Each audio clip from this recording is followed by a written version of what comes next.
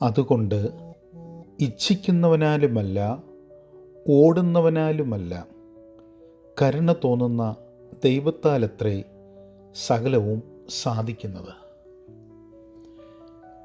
ദൈവത്താൽ രക്ഷിക്കപ്പെടുകയോ തിരഞ്ഞെടുക്കപ്പെടുകയോ ചെയ്യുന്നത് കഠിനാധ്വാനം കൊണ്ടോ അത്യാഗ്രഹം കൊണ്ടോ നമുക്ക് നേടുവാൻ കഴിയുന്ന ഒന്നല്ല. പകരം അത് പൂർണ്ണമായും ദൈവത്തിൻ്റെ കരുണയെ ആശ്രയിച്ചിരിക്കുന്നു.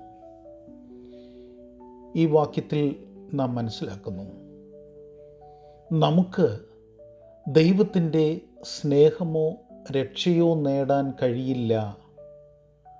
അത് ഒരു സൗജന്യ സമ്മാനമാണ്.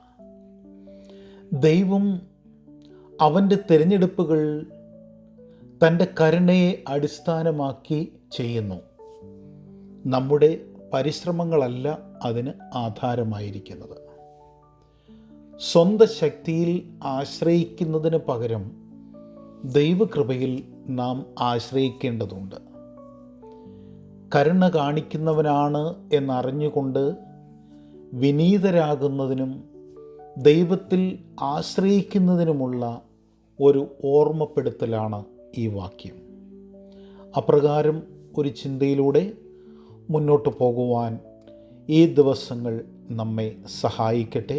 എല്ലാവർക്കും നല്ല ഒരു ദിവസം ആശംസിക്കുന്നു.